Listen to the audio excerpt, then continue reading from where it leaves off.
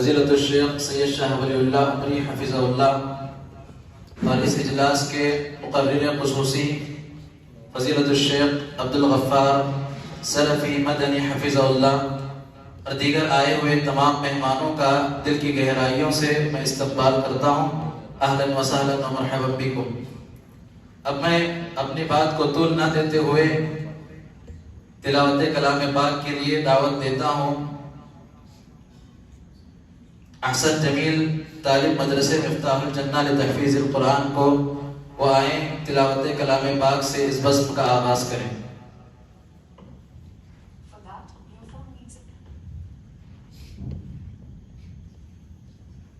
السلام علیکم ورحمۃ اللہ وبرکاتہ۔ اعوذ باللہ من الشیطان الرجیم، بسم اللہ الرحمن الرحیم۔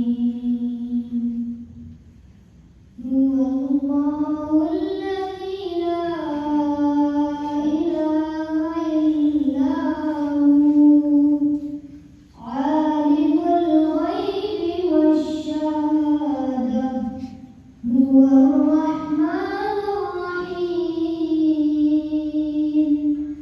هو اللہ الذی لا الہ الا هو، الملك القدوس السلام المؤمن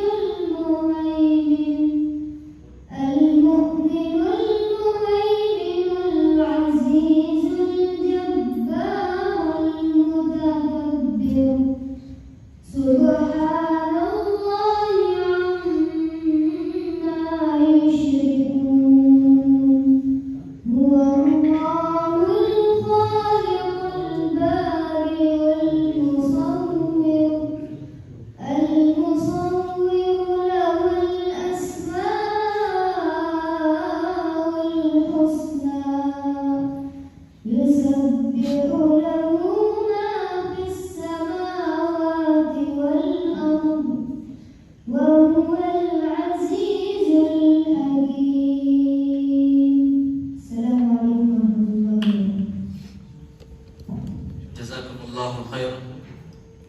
اب میں آپ کے سامنے ایک ایسے خطیب کو دعوت دینا چاہتا ہوں جو خطابت کے شہسوار اور خطیب باکمال، جن کی شخصیت آپ لوگوں کے لیے محتاج تعارف نہیں ہے، جن کے بیانات سے آپ لوگ فائدہ اٹھاتے رہتے ہیں۔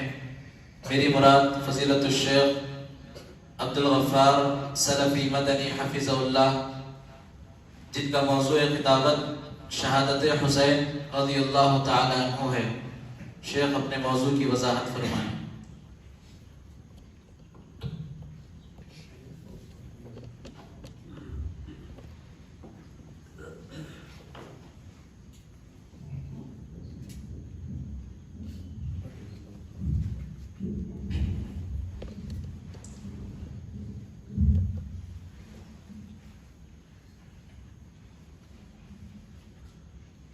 السلام علیکم ورحمۃ اللہ وبرکاتہ۔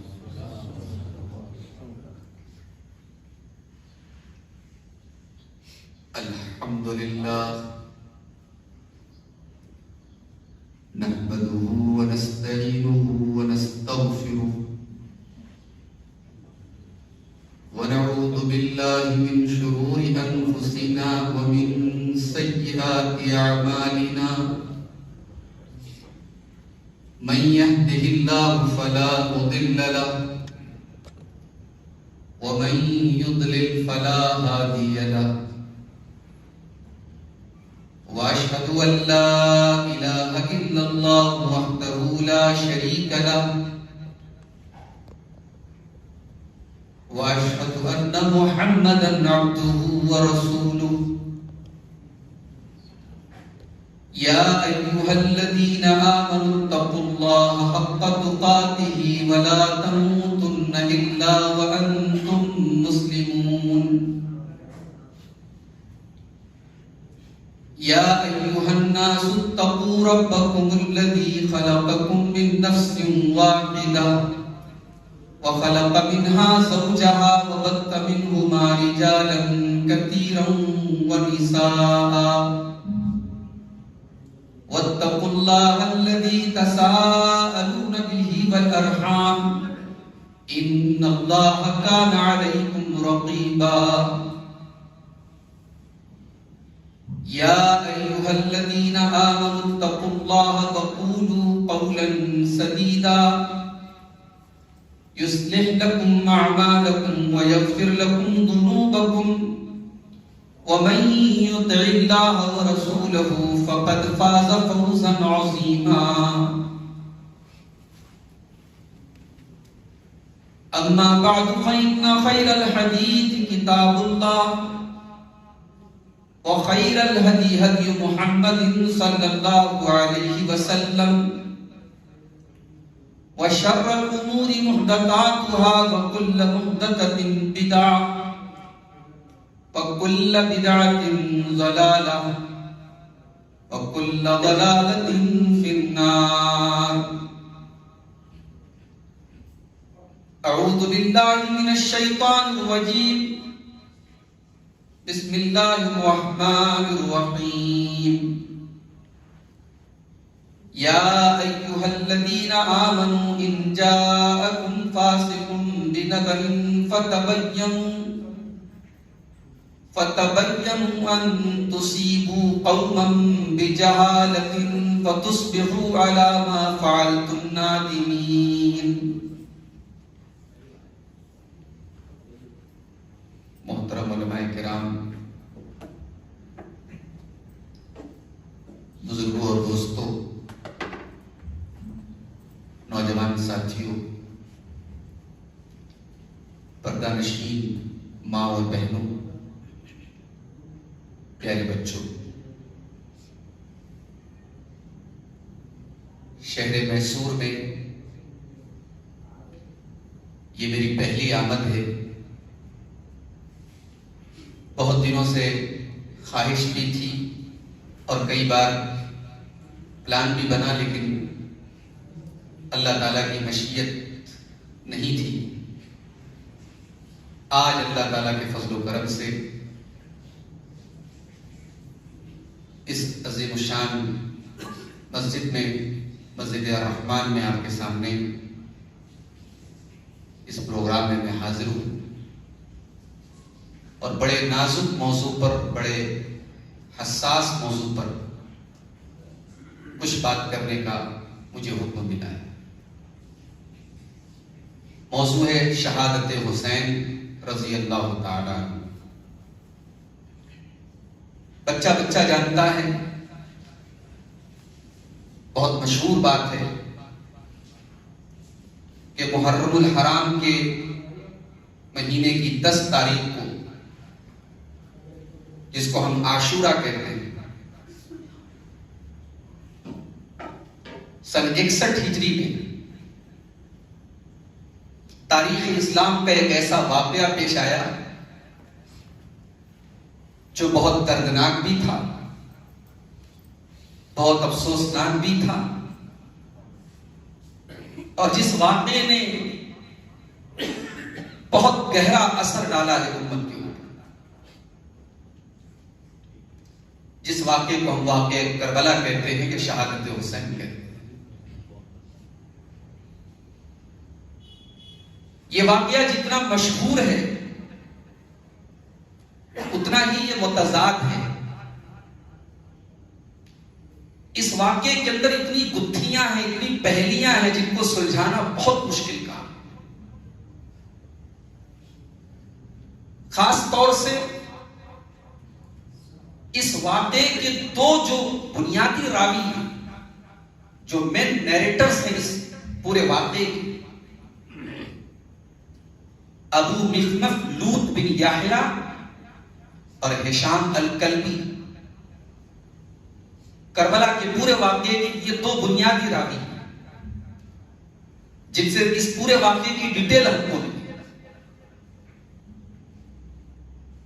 اور ہمارے محدثین نے جو اصول بنایا ہے کسی راوی کی روایت کو لینے کا،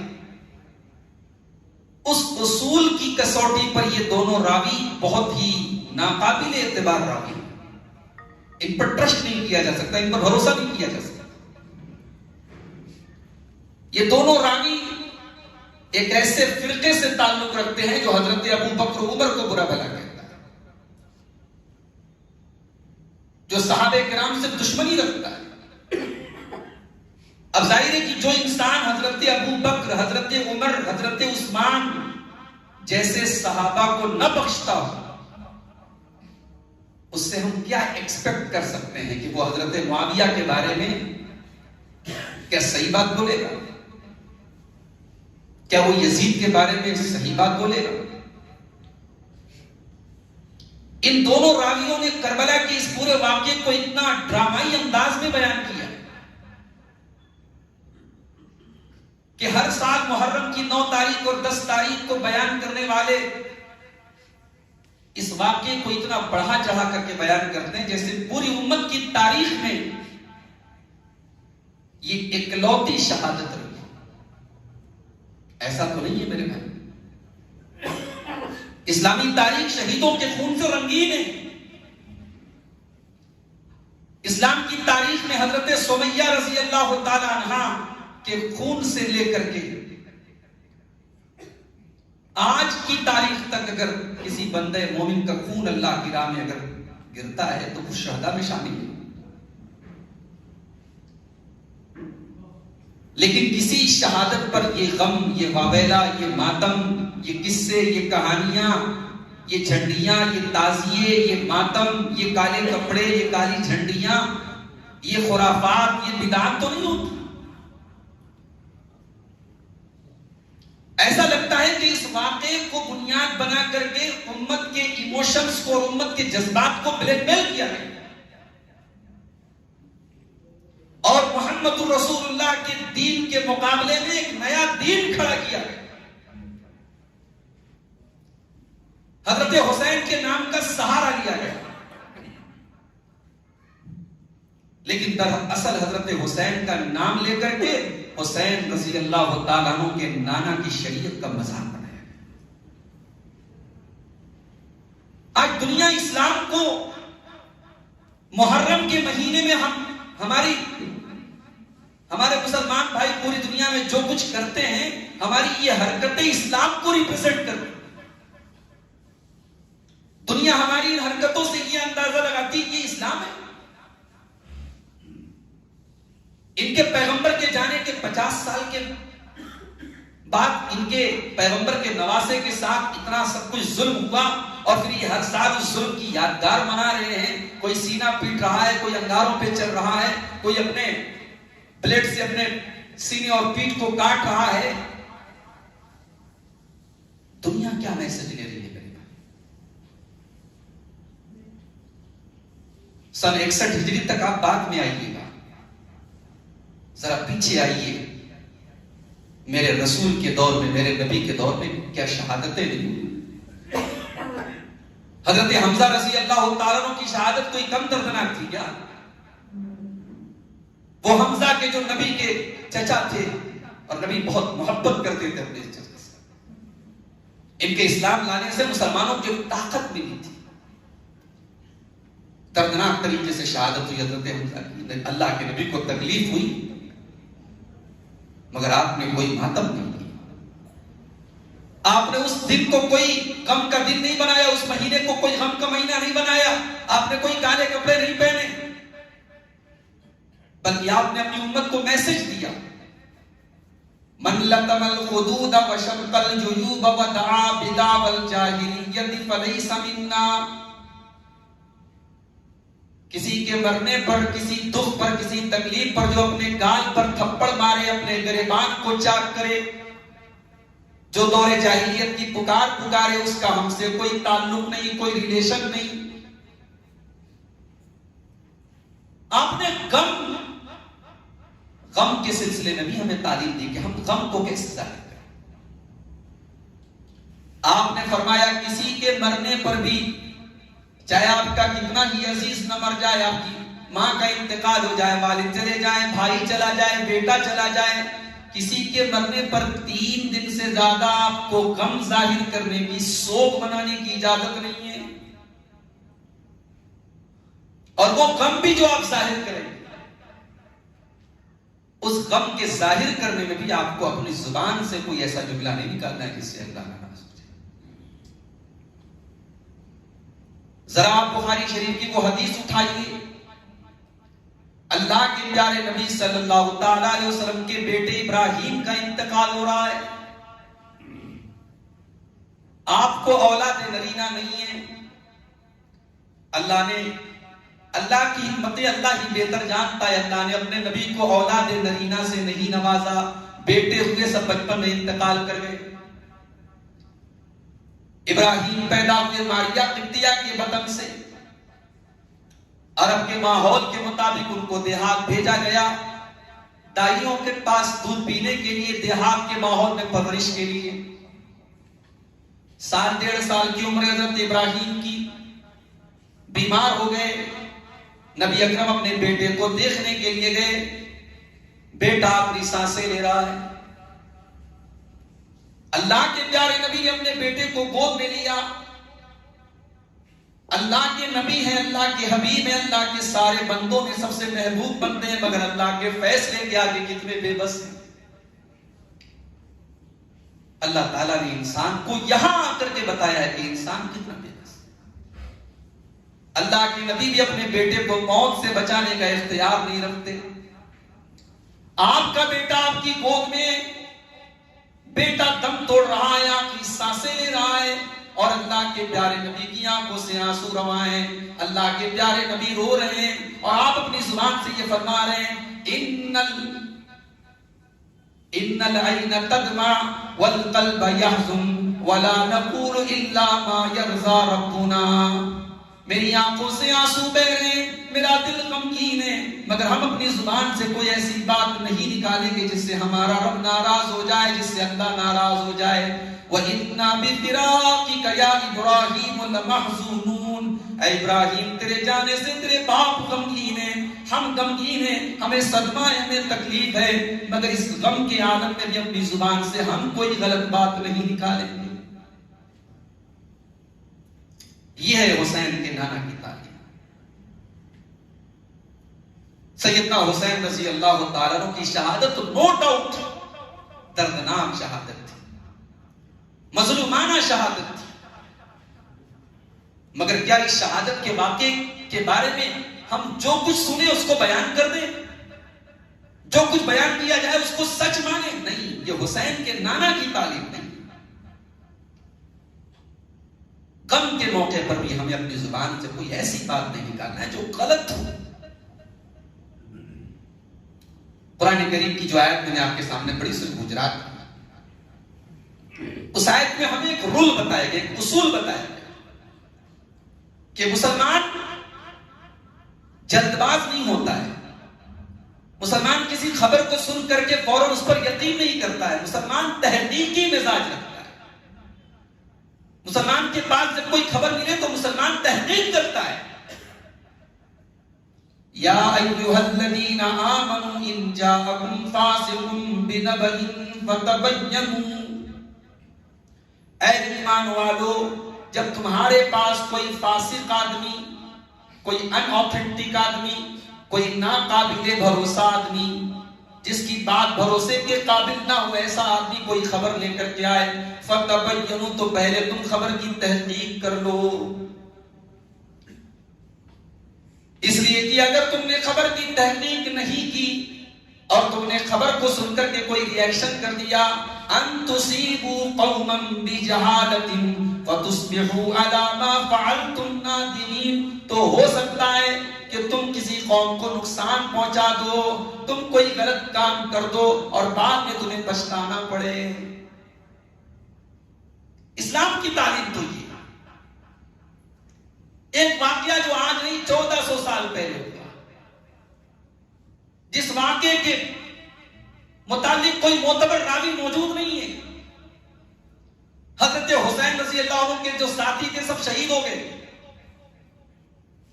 ان کا ایک بیٹا ہے، بیمار ہے، وہ بیٹا بچا ہے، ان کے گھر کی عورتیں بچی ہیں اور ان سے کوئی اس واقعے کے بارے میں کوئی تفصیل سے کوئی روایت ملتی نہیں ہے. اور یہاں بیان کرنے والے تو ایسے بیان کرتے ہیں صاحب جیسے کربلا میں ویڈیو کیمرہ لگا کے انہوں نے شوٹ کیا، ہر اینگل سے وہ رپورٹ دے رہے ہیں. کب آسمان سرخ ہوا، کب حضرت حسین کی تلوار چمکی، کب بچے کے حلق میں تیر لگا. یہاں تو ایک ڈیٹیل بیان کی. کون بیان کر رہا ہے بھائی؟ حسین رضی اللہ تعالیٰ عنہ کے ساتھ جو لوگ تھے وہ سب تو شہید ہو گئے. اب کیا بیان وہ لوگ کر رہے ہیں جنہوں نے حضرت حسین کا مقابلہ کیا؟ اور اگر وہ لوگ بیان کر رہے ہیں تو کیا ان کا بیان بھروسے کے قابل مانا جائے گا؟ آج مزاج یہ بنا دیا گیا کہ کربلا کے واقعے پر جو بیان کیا جا رہا ہے اس کو چپ چاپ مان لو، نہیں مانو گے تو تم کو یزیدی کہا جائے. آج امت کو دو گروپوں میں بانٹ دیا گیا. حضرت حسین کی شہادت پر جو بھی جھوٹ سچ جو بھی بیان کیا جا رہا ہے آنکھ موند لو، مان لو، تب آپ حسینی ہو. اور جہاں آپ نے کہا نہیں صاحب ہم ہر بات نہیں مانیں گے، ہم تحقیق کریں گے، فوراً ٹائٹل لگے گا آپ یزیدی. کیوں؟ کیا نعوذ باللہ اگر ہم واقعہ کربلا کے بارے میں اگر ہم تحقیق کی بات کرتے ہیں تو ہم یزید کا سپورٹ کر رہے ہیں اور حضرت حسین کی مخالفت کر رہے ہیں؟ نہیں، اس غلط فہمی کو آپ دل سے نکال دیجیے. اس پورے واقعے کو ہم یزید ورسز حسین کے اینگل سے دیکھیں ہی نہیں. ہمارا عقیدہ یہ ہے، ہمارا ایمان یہ ہے. لاکھوں یزید مل کر کے حضرت حسین کے پاؤں کی دھول کے برابر نہیں ہو سکتے. حسین صاحب یہ رسول ہے، حسین نواسے رسول ہے، حسین اہل بیت میں سے ہے. حسین وہ کہ جنہیں نبی نے اپنے کندھے پہ سوار کر کے نماز پڑھی. حسین وہ کہ جو نبی کی پیٹھ پہ سوار ہے تو نبی اپنے سجدوں کو طویل کر دے رہے ہیں کہ میرے نواسے کو تکلیف نہ پہنچے. حسین وہ کہ جن کی شہادت کی پیشن گوئی اللہ کے نبی نے اپنی زندگی میں دے دی تھی. حسین وہ کہ جن کے بارے میں نبی نے فرمایا حسن و حسین کے بارے میں من احبنی فلیحب هذین، جو مجھ سے محبت کرتا ہے وہ ان دونوں سے محبت کرے. حسین وہ کہ جن کے بارے میں نبی نے فرمایا سبت من اسباط، یہ میرا نواسا ہے میری اولاد میں سے. حسن و حسین وہ کہ جن کے بارے میں نبی نے فرمایا سیدہ شباب اہل الجنت الحسن والحسین، یہ جنتی نوجوانوں کے سردار. حسین وہ کہ اما عائشہ فرماتی ہے، صحیح مسلم کی روایت ہے، پیارے نبی صلی اللہ علیہ وسلم نکلے ایک دن صبح کے وقت اور کالے رنگ کی ایک چادر اللہ کے نبی اوڑے ہوئے تھے. اتنے میں حضرت فاطمہ آئی، اللہ کے پیارے نبی نے اپنی چادر میں ان کو شامل کر لیا، ان کو داخل کر لیا. حضرت علی آئے، ان کو داخل کر لیا. پھر حضرت حسن و حسین آئے، ان کو داخل کر لیا. اور جب یہ چاروں لوگ اللہ کے نبی کی چادر میں سمٹ آئے تو پیارے نبی نے فرمایا، قرآن کریم کی وہ آیت پڑھی 22ویں پارے کی سورہ احزاب کی آیت نمبر 33، انما یرید اللہ لیذہب عنکم الرجس اہل البیت ویطہرکم تطہیرا. اے نبی کے اہل بیت، اے نبی کے گھر والوں، اللہ تعالیٰ تم سے ہر طریقے کی گندگی کو دور کرنا چاہتا ہے اور اللہ تم کو مکمل طریقے سے پاک و صاف کرنا چاہتا ہے. اللہ کے نبی نے حسن و حسین کو اپنے اہل بیت میں شامل کیا. ترمذی کی روایت ہے، حضرت ام سلمہ کہتی ہے، سیم وہی روایت، ام سلمہ کہتی ہے کہ اللہ کے نبی صلی اللہ علیہ وسلم نے اپنی چادر میں حضرت علی کو، حضرت فاطمہ کو، حضرت حسن کو، حضرت حسین کو شامل کیا اور کہا اللہم ہؤلاء اہل بیتی، اے اللہ یہ میرے اہل بیت ہیں، اے اللہ تو ان سے گندگی کو دور کر دے، ان کو پاک و صاف کر دے. لیکن یہاں ایک پوائنٹ نوٹ کر لیجئے گا، بہت سارے لوگ یہ سمجھتے ہیں کہ صاحب اہل بیت کو تو وہی لوگ مانتے ہیں جو اہل بیت کے کا غم مناتے ہیں، جو ماتم کرتے ہیں، جو کالے کپڑے پہنتے ہیں.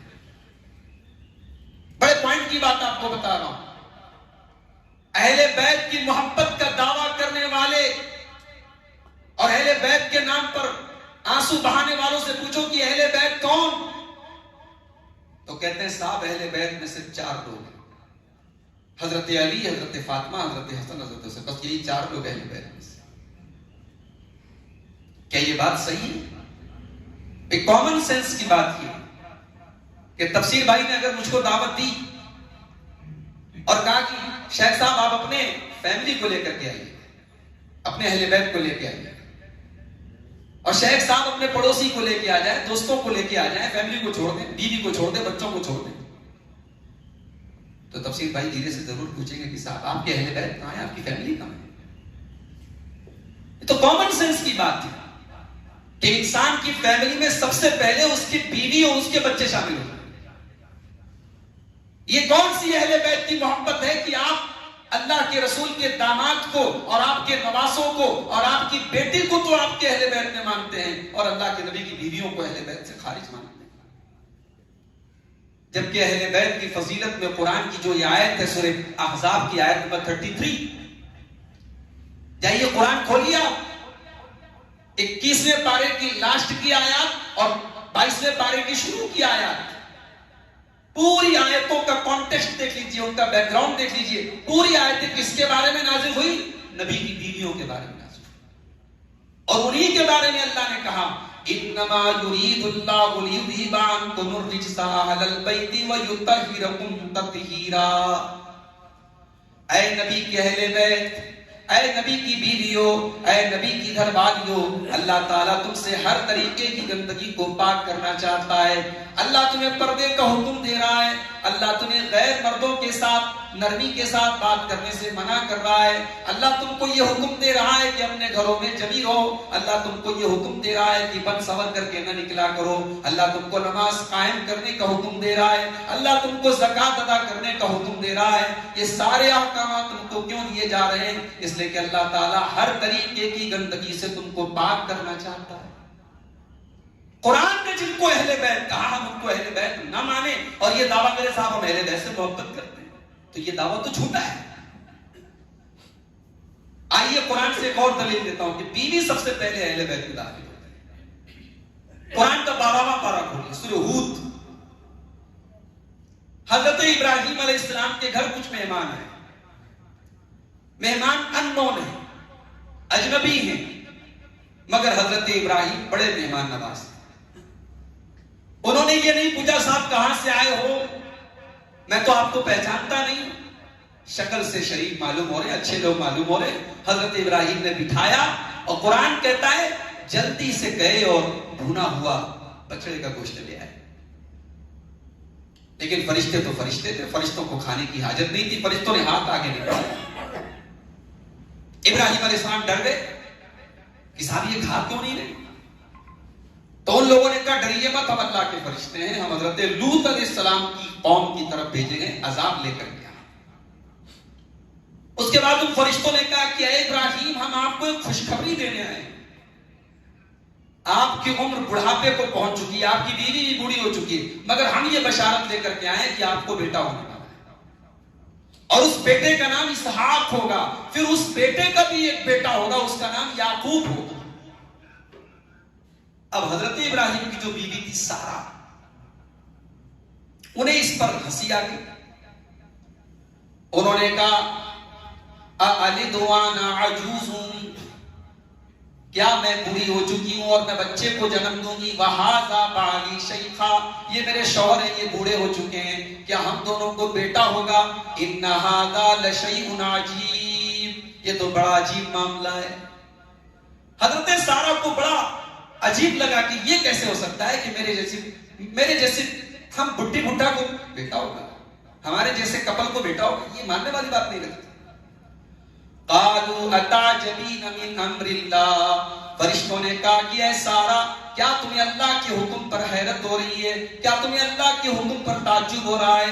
رحمت اللہ وبرکاتہ علیکم اہل البیت انہ حمید مجید۔ اے ابراہیم کے اہل بیت، اے ابراہیم کے گھر والوں، اللہ کی رحمت ہو تمہارے اوپر، اللہ کی برکتیں ہو تمہارے اوپر، اللہ تو بہت قابل تعریف ہے، بہت بزرگ ہے، کیا تم کو اس پر تعجب ہو رہا ہے؟ اب یہاں غور کیجئے گا، the point to be noted، کہ اس موقع پر صرف حضرت ابراہیم ہیں اور ان کی بیوی سارہ ہیں، اور فرشتے ابراہیم کو اور ان کی بیوی کو کہہ رہے ہیں کہ اے ابراہیم کے اہل بیت۔ اس کا مطلب کہ اہل بیت میں سب سے پہلے انسان کی بیوی شامل ہوتی ہے۔ لہذا یہ اہل بیت کی محبت کا جو ایک سوانگ رچا گیا، ایک ڈھونگ رچا گیا، یہ دراصل ایک بہانہ تھا، اور اہل بیت کی محبت کے نام پر صحابہ کرام سے بغض ظاہر کرتے ہیں۔ اہل بیت سے یقیناً ہم محبت کرتے ہیں، اور کل اللہ کل قیامت کے دن ہم سے پوچھے گا کہ تم نے میرے نبی کے اہل بیت سے محبت نہیں کی، تو ہم کھلے دل کے ساتھ کہیں گے کہ اللہ ہم نے یقیناً محبت کی، مگر ہماری محبت اہل بیت اس بات کی محتاج نہیں ہے کہ ہم اہل بیت سے محبت تب کریں گے نعوذ باللہ جب صحابہ کو برا بھلا کہیں گے۔ ہمارے تو دونوں ہاتھ میں لڈو ہیں، ہم تو نبی کے اہل بیت سے بھی پیار کرتے ہیں اور ہم نبی کے صحابہ سے بھی پیار کرتے ہیں، دونوں نبی کے پیارے۔ روئے وہ جنہوں نے اہل بیت کی محبت کے نام پہ صحابہ کو برا بھلا کہا، اور روئیں گے وہ جنہوں نے صحابہ کی محبت کے نام پر اہل بیت کو برا بھلا کہا۔ تو حضرت حسین اہل بیت میں سے میرے بھائی، اللہ کے نبی بہت محبت کرتے تھے اپنے دونوں نواسوں سے۔ ابو داؤد اور ترمذی کی روایت ہے، جمعہ کا خطبہ دے رہے ہیں اللہ کے پیارے، حضرت حسن و حسین رضی اللہ تعالیٰ عنہ چھوٹے چھوٹے بچے 4-5 سال کے، سرخ رنگ کا کرتا پہنے ہوئے، گرتے پڑتے پھسلتے مسجد میں داخل ہو رہے ہیں۔ نانا جان کی نظر پڑی اپنے نواسوں کے اوپر، آپ نے اپنا خطبہ روک دیا، منبر سے اترے، دونوں نواسوں کو گود میں لیا، ان کو لاڈ پیار کیا۔ اس کے بعد آپ لوگوں کی طرف مخاطب ہوئے، آپ نے فرمایا او لوگو، اللہ نے سچی بات فرمائی ہے، انما اموالکم واولادکم فتنہ، تمہارا مال فتنہ ہے، تمہاری اولاد فتنہ ہے۔ اپنے ان بچوں کو دیکھ کر کے میں صبر نہ کر پایا، میں نے اپنا خطبہ روک دیا، اپنی گفتگو روک دی، اور جب تک ان کو گود میں لے کر کے ان سے لاڈو پیار نہ کیا تب تک مجھے صبر نہ ہوا، مجھے قرار نہ آیا۔ اتنی محبت کرتے تھے اللہ۔ اب ظاہر ہے کہ جو حضرت حسین کی فضیلتوں کو دیکھے گا، جانے گا، حضرت حسین کی شہادت کا واقعہ پڑھے گا، تو ظاہر ہے اس کے ایموشنز اور اس کے جذبات تو بڑھ جائیں گے۔ وہ کیسے معاف کرے گا اس انسان کو جس کو وہ سمجھے گا کہ ہاں یہ واقعہ کربلا کا ذمہ دار ہے، اور اسی کا فائدہ اٹھایا اسلام دشمن طاقتوں نے، اور اس پورے واقعے کو اتنا ڈرامائی بنا دیا، اور اس میں اتنے رنگ بھرے گئے کہ امت کے جذبات کو کیش کیا گیا، اور جو لوگ حضرت حسین کی شہادت کے موقع پر جو لوگ موجود تھے انہی کو نہیں، ان کو بھی اس واقعے کا ذمہ دار بنایا گیا، جو ان کے 40 سال 30 سال پہلے دنیا سے جا چکے تھے، حضرت عثمان غنی کو، حضرت ابو بکر کو، حضرت عمر کو، ان صحابہ کرام کو بھی ذمہ دار اس کا بنایا۔ میرے بھائیوں، کربلا کے واقعے کو سمجھنے کے لیے ہمیں اس کے بیک گراؤنڈ کو جاننا بہت ضروری ہے۔ کربلا کے واقعے کے ذمہ دار در حقیقت کون لوگ تھے، اس کو جاننے کے لیے میں تھوڑا سا پیچھے جانا پڑے گا۔ اسلامی تاریخ کی ایک اور بہت بڑی دکھد گھٹنا ہے، بہت غمگین کر دینے والا واقعہ ہے، جو سن 35 ہجری میں ہوا، عثمان غنی کی شہادت کا واقعہ۔ اور یہ وہ واقعہ تھا جس سے امت میں فتنوں کا دروازہ کھل گیا، اور اللہ کے پیارے نبی صلی اللہ علیہ وسلم فرماتے ہیں، ابو داؤد اور ترمذی کی صحیح روایت، اذا وضع السیف فی امتی، جب ایک مرتبہ میری امت میں تلوار اٹھا لی جائے گی، جب ایک مرتبہ میری امت میں آپس میں تلوار چلنے لگے گی، لم یرفع عنها الى یوم القیامہ، پھر قیامت تک وہ تلوار چلنا بند نہیں ہوگی۔ ایک بار میری امت کی تلوار اگر آپس میں چل گئی پھر وہ سلسلہ روکنے والا۔ یہ سلسلہ کہاں سے شروع ہوا؟ عثمان غنی کی شہادت سے شروع ہوا۔ حضرت عثمان غنی کی شہادت کے بعد امت میں فتنے ہوئے، دو گروہ ہو گئے، حضرت علی اور حضرت معاویہ کے درمیان جنگیں ہوئی، 5 سال تک خانہ جنگی کا دور ہوا۔ اس کے بعد حضرت علی کی شہادت ہوئی، ایک خارجی نے، عبد الرحمن بن ملجم نے فجر کی نماز میں ان کے اوپر حملہ کر کے ان کو شہید کیا۔ حضرت علی کی شہادت کے بعد جو لوگ حضرت علی کے ساتھ تھے، ان لوگوں نے ان کے بیٹے حضرت حسن کو خلیفہ منتخب کیا، اور پھر حضرت حسن رضی اللہ عنہ کی قیادت میں ایک اور بڑی فوج تیار ہوئی، اور پھر حضرت معاویہ رضی اللہ عنہ میں اور حضرت حسن کی فوج میں جنگ ہونے کی نوبت آئی۔ اب یہاں پر تھوڑا سا روکیے گا، لوگ کہتے ہیں کہ حضرت معاویہ رضی اللہ تعالیٰ عنہ کرسی کے لالچی تھے، کہنے والے کہتے ہیں حضرت معاویہ نے اقتدار اور کرسی کے لیے حضرت علی سے جنگ کی تھی. اللہ ایسے لوگوں کو ہدایت دے میرے بھائی. حضرت معاویہ بالاتفاق صحابی، اور کسی صحابی کی نیت پر حملہ کرنا یہ بہت جرأت کی بات ہے، یہ بڑی خطرناک بات ہے کہ آپ کسی صحابی کی نیت پر حملہ کریں. صحابہ کرام کو ہم انسان مانتے ہیں، بشر مانتے ہیں، مگر کسی صحابی کی نیت میں چور ہو، ان کی نیت خراب ہو، ان کے اندر عہدے کی حرص ہو، یہ صحابی کے احترام کے منافی بات ہے، یہ صحابی کے احترام کے خلاف بات ہے. کسی صحابہ وہ ہیں جن کی تربیت اللہ کے نبی نے کی. صحابہ وہ ہیں جن کی مغفرت کی بشارت قرآن میں موجود ہے. صحابہ نیت کے برے نہیں ہو سکتے. بخاری کے الفاظ ہیں، حضرت حسن جب فوج لے کر کے چلے، ادھر حضرت معاویہ فوج لے کر کے چلے، آمنے سامنے جب دونوں فوجیں آ گئیں، حضرت معاویہ رضی اللہ تعالیٰ عنہ نے حضرت عمرو بن عاص سے کہا کہ اے عمرو بن عاص، اگر اس فوج نے اس فوج کو قتل کیا، اگر یہ جنگیں اسی طریقے سے ہوتی رہی، من لی بنسائہم ومن لی بسبیانہم ومن لی بذیتہم، کل ان کی عورتیں بیوہ ہو جائیں گی، کل دونوں طرف کی فوجوں کی مردوں کی عورتیں بیوہ ہو جائیں گی، باپ کے انتقال کے بعد بچے یتیم ہو جائیں گے، ان بیواؤں کا، ان یتیموں کا، ان بچوں کا کون خیال رکھے گا؟ یہ کب تک خون خرابہ چلتا رہے گا؟ یہ جملہ ہے حضرت معاویہ کا، بخاری کے اندر یہ جملہ موجود ہے. شرم آنی چاہیے حضرت معاویہ کے اوپر کیچڑ اچھالنے والوں. یہ جملہ وہ انسان کہہ سکتا ہے جس نے اقتدار اور کرسی کے لیے جنگیں کی ہو. یہ جملہ تو وہ کہہ سکتا ہے جس کے دل میں امت کا درد ہو، امت کے جان و مال کی فکر ہو. تاکہ عمرو بن عاص نہیں، یہ جنگ رکنی چاہیے. حضرت حسن کو صلح کا پیغام بھیجا اور حضرت حسن رضی اللہ تعالیٰ عنہ نے صلح کے پیغام کو قبول کیا. حالانکہ حضرت حسن کے ساتھ جو لوگ تھے وہ اس صلح کے لیے تیار نہیں تھے. ان کو برا بھلا بھی کہا، ان کے اوپر لعنت ملامت بھی کی، مگر حضرت حسن رضی اللہ تعالیٰ عنہ نے صلح کر لی. اور ان کی صلح کے ذریعے اللہ کے پیارے نبی کی وہ پیشن گوئی پوری ہوئی جو اللہ کے نبی نے اپنے اس نواسے کے بارے میں کی تھی. کیا پیشن گوئی کی تھی آپ نے فرمایا تھا ان ابنی ھذا سید، میرا یہ بیٹا سید ہے، سردار ہے. لعل اللہ ان یصلح بہ بین فئتین عظیمتین من المسلمین، اللہ تعالیٰ میرے اس بچے کے ذریعے مسلمانوں کی دو بڑی جماعتوں میں صلح کرائے گا. یہ بھی غور کرنے کی بات ہے. نبی نے یہ نہیں کہا کہ حضرت حسن منافقوں سے صلح کریں گے، کافروں سے صلح کریں گے، مشرکوں سے صلح کریں گے. کہا اللہ تعالیٰ ان کے ذریعے مسلمانوں کی دو جماعتوں میں صلح کرائے گا. اس کا مطلب کہ خود اللہ کے پیارے نبی نے دونوں جماعتوں کو مسلمان قرار دیا ہے.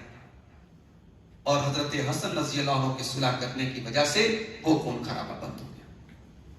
سن 41 ہجری میں یہ صلح ہوئی اور اس صلح کے بعد حضرت معاویہ رضی اللہ تعالیٰ عنہ بالاتفاق خلیفہ منتخب ہوئے اور 20 سال تک حضرت معاویہ رضی اللہ تعالیٰ عنہ نے خلافت کی، حکومت کی اور بڑا ہی امن اور شانتی کا دور تھا. 5 سال تک لگاتار جنگیں ہوئی، خانہ جنگی ہوئی، فتوحات کا سلسلہ رکا رہا، اسلام کی ترقی کا سلسلہ رکا رہا. اب یہ 20 سال وہ جتنے کام بند پڑے تھے پھر سے شروع ہوئے، فتوحات کا دائرہ وسیع ہوا.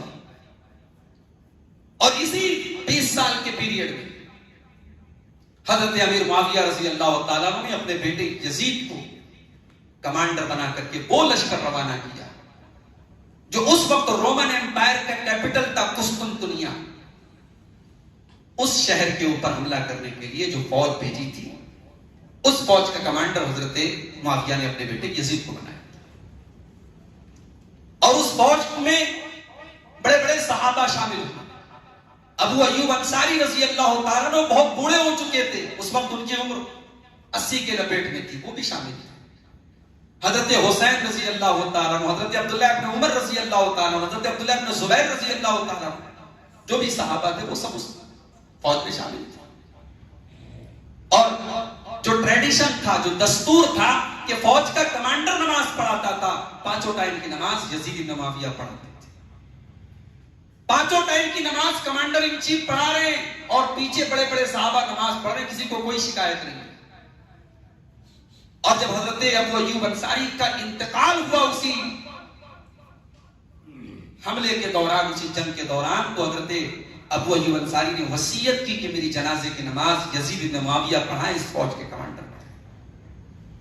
اور یہ وہی فوج تھی، یہ وہی حملہ تھا جس حملے کے بارے میں اللہ کے پیارے نبی نے پیشن گوئی فرمائی تھی۔ صحیح بخاری کے اندر وہ روایت موجود ہے، اول جیش من امتی یغزون مدینہ قیصر کلہم مغفور لہم، میری امت کا پہلا لشکر جو قسطنطنیہ پر حملہ کرے گا، اس لشکر کے تمام لوگوں کی بخشش ہو جائے گی۔ اب یہ حدیث گلے کی ہڈی بن گئی ان لوگوں کی جو یزید کو گالی دیتے ہیں۔ اب وہ کہنے لگے صاحب وہ پہلا لشکر نہیں تھا، حضرت معاویہ کے دور میں کئی لشکر گئے تھے، یزید بعد کے کسی لشکر میں کمانڈر بنا کر کے بھیجا گیا تھا۔ اور ہمارے پڑوس کے بہت بڑے اسکالر مانے جاتے ہیں ڈاکٹر طاہر القادری صاحب، انہوں نے اپنی تقریر میں کہا کہ تم یزید کو جنت میں بھیج رہے ہو اس حدیث کو بنیاد بنا کر۔ انہوں نے ایک کتاب کی روایت پڑھی، کتاب کون ہے؟ ابن اسیر کی الکامل۔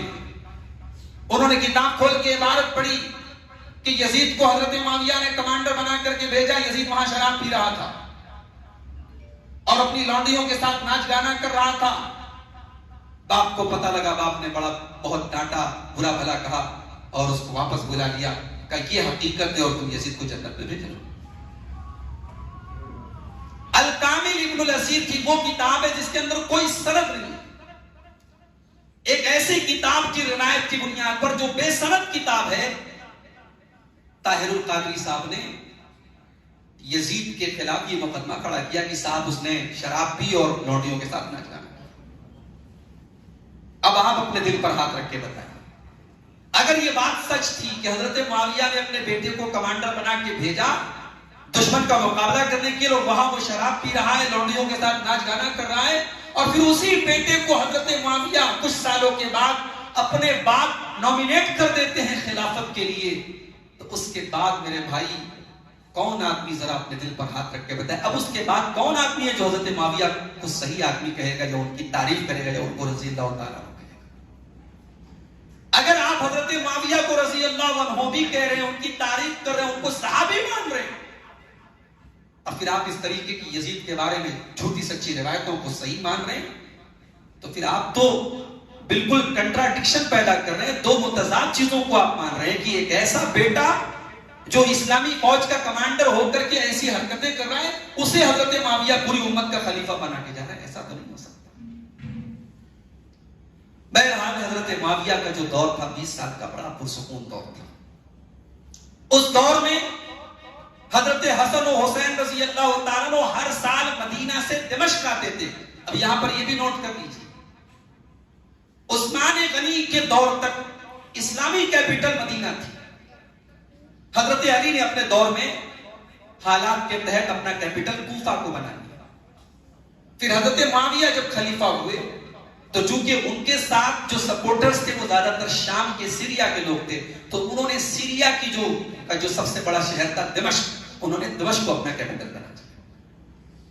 تو مدینہ سے دمشق ظاہر ہے کافی لمبا ہے، کافی دور ہے۔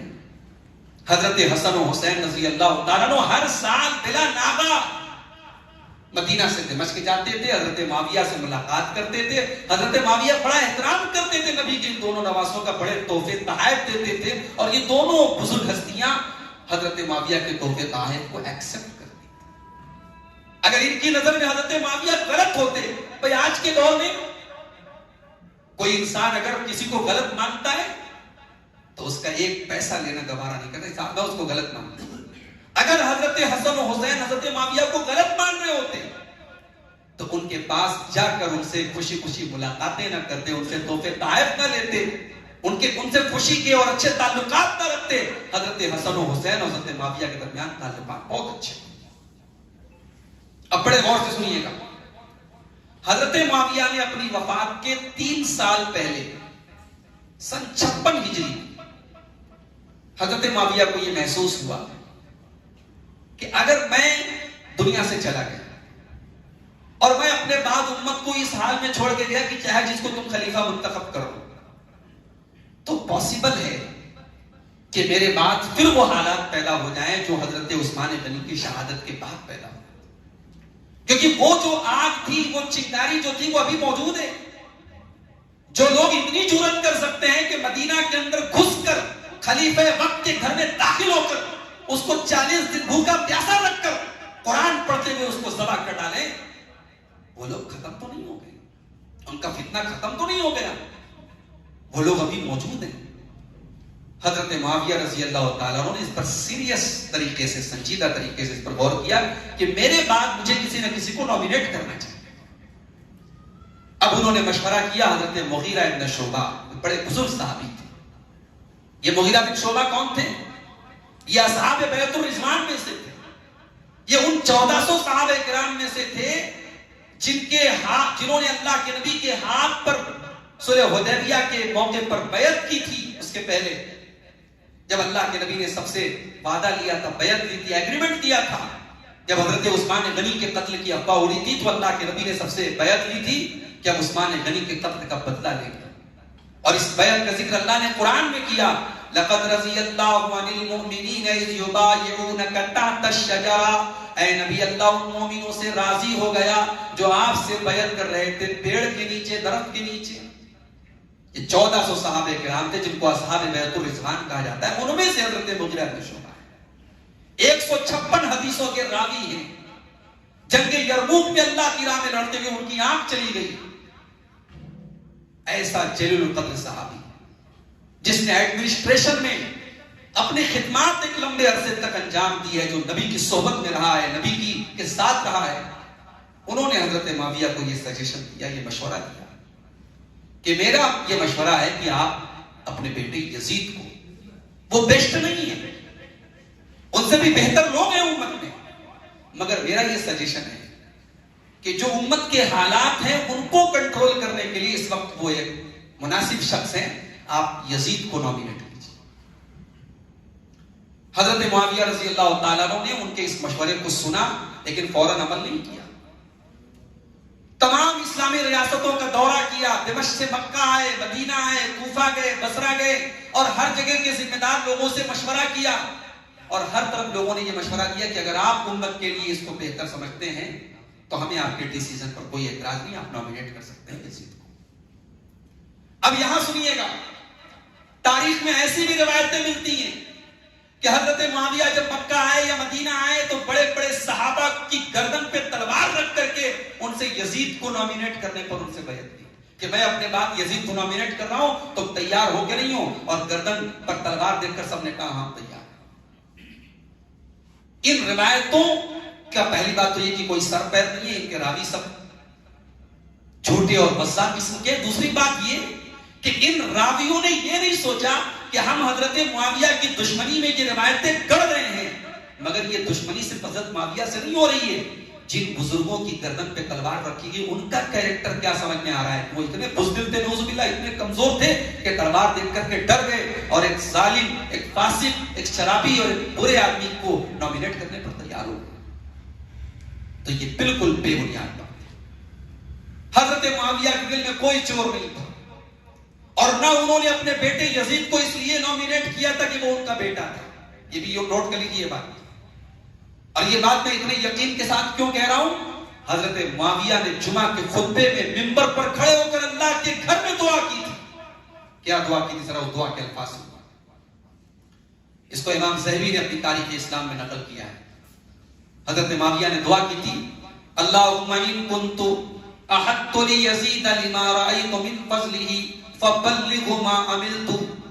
اے اللہ، اگر میں یزید کو اپنے بعد اس لیے نامینیٹ کر رہا ہوں، اس لیے نامزد کر رہا ہوں کیونکہ میں اس کو اس لائق سمجھتا ہوں، تو اے اللہ میں جس چیز کی امید یزید سے کر رہا ہوں تو اس چیز تک اس کو پہنچا دے اور اس کی مدد فرما. وَإِن كُنْتُ انما حملنی حب الوالد لولدہ.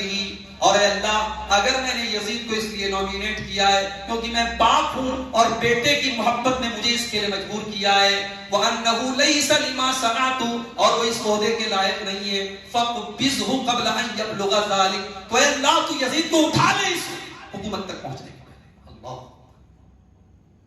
ایک باپ جس کے دل میں چور ہو اپنے بیٹے کے حق میں اتنی بڑی دعا نہیں کر سکتا. یہ تو ایک طریقے سے بد دعا ہوگی. اگر نعوذ باللہ یزید واقعی میں اتنے برے انسان تھے, جتنا ان کو برا بنا دیا, ان کو ویلن بنا دیا گیا, تو ممبر پہ کھڑے ہو کے جمعہ کے دن اللہ کے گھر میں ایک باپ ایسے دعا نہیں کر سکتا. یہ واقعہ ہوا سن 56 ہجری. حضرت معاویہ کے انتقال کے 3-3.5 سال پہلے کا واقعہ ہے. انہوں نے تمام اسلامی ریاستوں کا دورہ کیا اور ہر طرف لوگوں نے یہ سجیشن دیا کہ آپ اگر نامینیٹ کر رہے ہیں تو ہم اس پر تیار ہیں. اب غور سے سنیے گا. حضرت معاویہ کا انتقال ہوا. کب انتقال ہوا؟ رجب سن 60. واقع کربلا کے تقریباً 6 مہینہ پہلے. محرم 61 ہجری میں کربلا کا واقعہ ہوا. رجب، شعبان، رمضان، شوال، ذی القعدہ، ذی الحجہ، محرم. رجب سے 7واں مہینہ ہے محرم. حضرت معاویہ کا انتقال ہوا.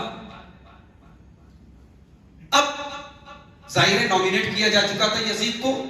یزید کی بیعت کے لیے ہر طرف جو گورنر تھے حضرت معاویہ کے دور کے, انہوں نے علاقے کے ذمہ دار لوگوں سے بیعت لینا شروع کر دی. اب یہاں پر ایک بات یہ بھی نوٹ کر لیجیے کہ یہ واقعہ ہو رہا ہے کب کا؟ سن 60 ہجری کا. اللہ کے رسول کی وفات کے تقریباً 49-50 سال بعد کا واقعہ. ظاہر ہے ابھی صحابہ کرام میں سے بہت سارے لوگ زندہ ہیں, موجود ہیں. عبداللہ ابن عباس بہت مشہور صحابی ہیں, جن کے لیے اللہ کے نبی نے راتوں کو دعائیں کی ہیں, جن کو قرآن کا علم اللہ تعالیٰ نے دیا ہے, جو امت میں ایک بڑا درجہ رکھتے ہیں. عبداللہ ابن عباس کو جب حضرت معاویہ کی وفات کی خبر ملی تو انہوں نے کیا دعا کی؟ ذرا اس دعا کے الفاظ سے.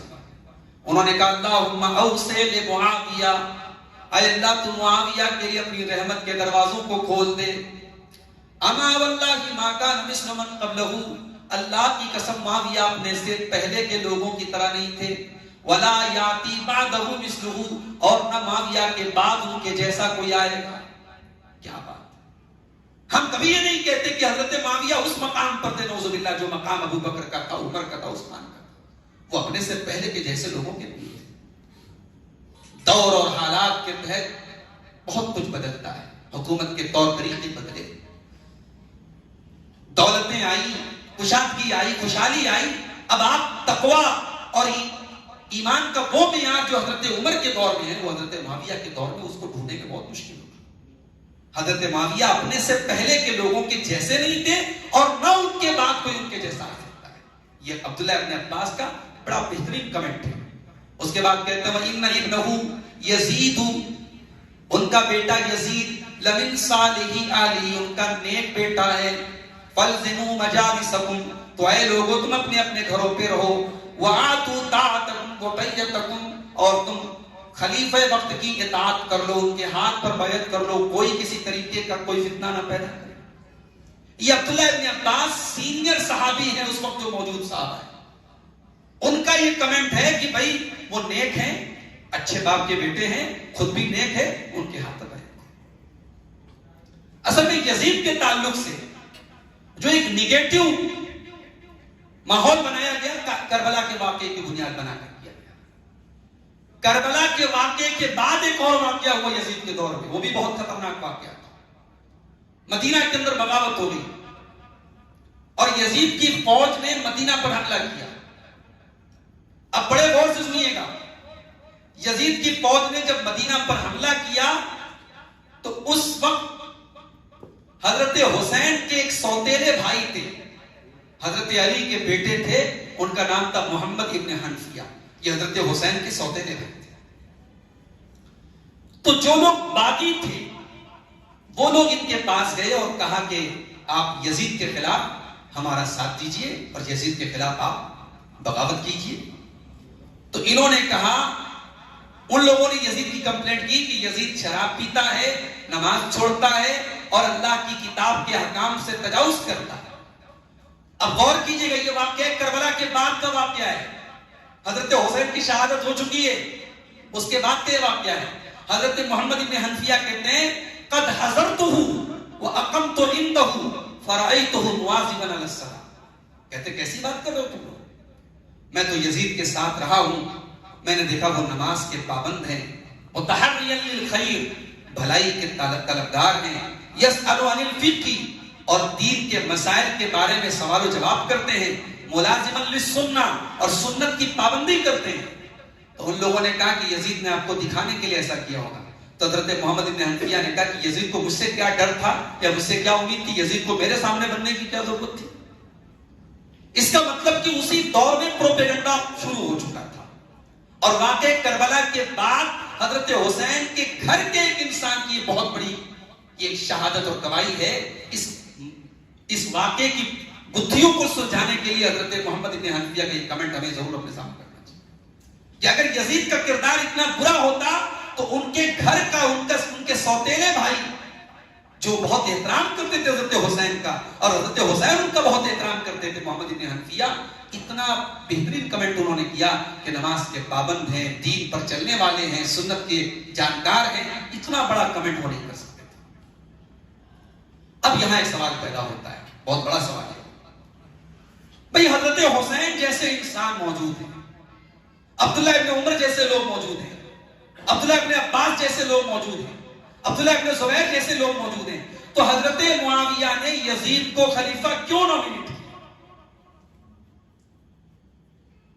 تو یہاں ایک چیز نوٹ کر لیجیے، ایسی کوئی شرط نہیں ہے اسلام میں کہ خلیفہ وہی بن سکتا ہے جو بیسٹ ہو۔ اسلام میں ایسی کوئی کنڈیشن نہیں ہے۔ اسلام کے اندر یہ کنڈیشن تو ہے کہ خلیفہ اس کو بنایا جائے جو خلیفہ بننے کے لائق ہو، اس کے اندر ایسی خوبیاں ہو کہ وہ امت کی باغ ڈور سنبھال سکے، مگر وہ سب سے بہترین انسان ہو، یہ کوئی کنڈیشن نہیں ہے۔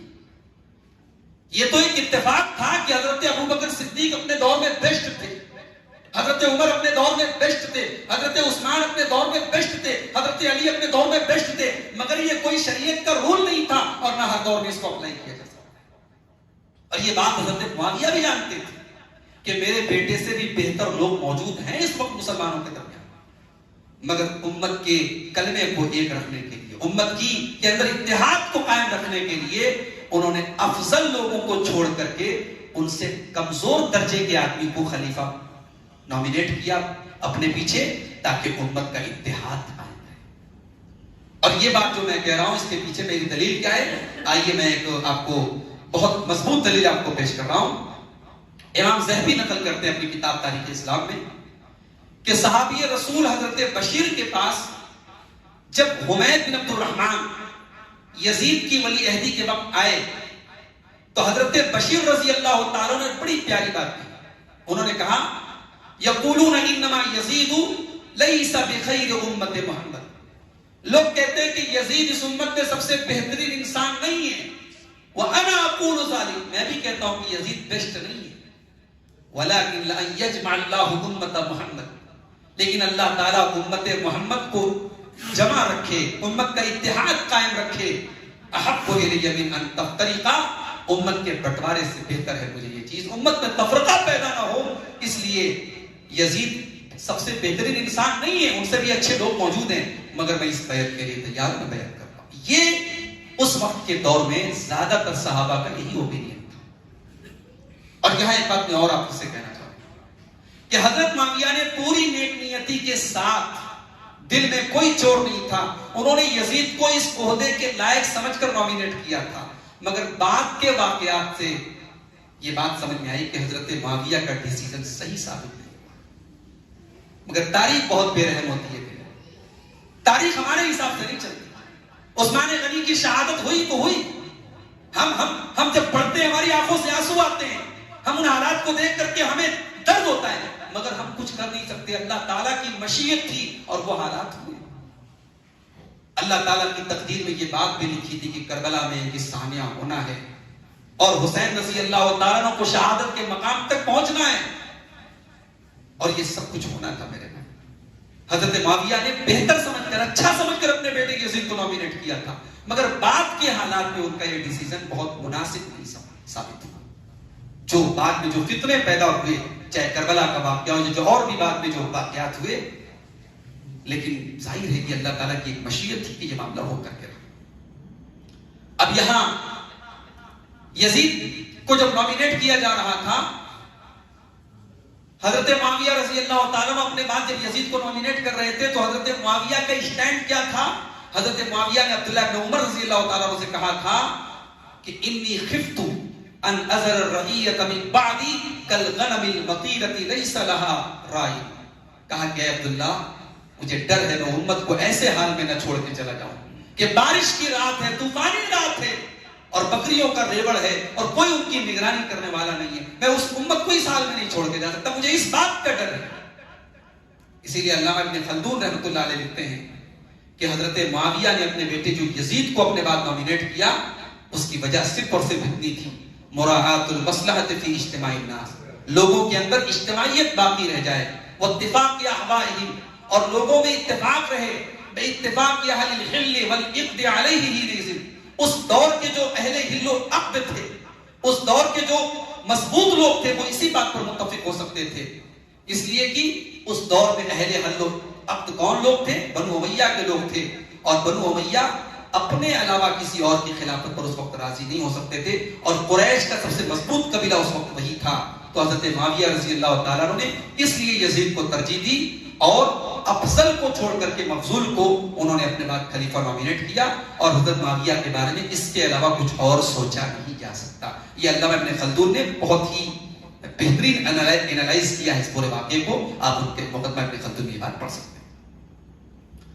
اب حضرت معاویہ کی وفات ہو گئی رجب سن 60 کربلا کے واقعے کے تقریباً 7 مہینہ پہلے. حضرت معاویہ نے اپنے انتقال کے پہلے ایک وصیت کی تھی اپنے بیٹے کو. اس وصیت میں انہوں نے حضرت حسین کے بارے میں بھی کچھ وصیت کی. آئیے اس وصیت کو ابن جریر طبری نے جو الفاظ نقل کیے ہیں اس میں حضرت حسین کے بارے میں کیا وصیت کی تھی، میں وہ جملہ آپ کو پڑھ کے سنانا چاہتا ہوں.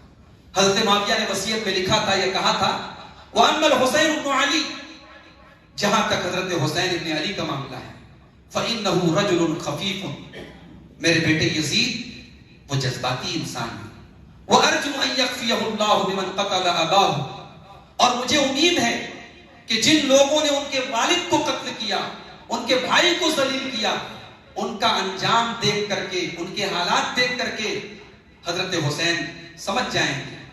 وَإِنَّ لَهُ رَحِمًا مَاسَّةً، اور میرے بیٹے یزید یہ بات یاد رکھو کہ حضرت حسین کے ساتھ ہمارا بڑا گہرا رشتہ ہے. وَحَقًّا عَظِيمًا، بہت بڑا حق ہے. وَقَرَابَةَ مُحَمَّدٍ، اور محمد صلی اللہ علیہ وسلم کے ساتھ ان کی رشتہ داری ہے. وَلَا أَظُنُّ أَهْلَ الْعِرَاقِ تَارِكِينَ، اور مجھے یقین ہے کہ عراق والے ان کو چھوڑیں گے نہیں. حَتَّى يُخْرِجُوهُ، ان کو تمہارے مقابلے میں لا کے کھڑا کر دیں گے. فَإِن قَدَرْتَ عَلَيْهِ، تو بیٹا اگر تم حضرت حسین تمہارے مقابلے میں آ جائیں اور تمہیں ان کے اوپر کنٹرول حاصل ہو جائے، فَاصْفَحْ عَنْهُ، تو ان سے درگزر سے کام لینا. فَإِنِّي لَوْ أَنِّي صَاحِبُهُ، تمہاری جگہ اگر میں ہوتا اور میرے مقابلے میں بھی حضرت حسین سامنے آ گئے ہوتے، لَأَفَوْتُ عَنْهُ، تو میں ان کو معاف کر دیتا.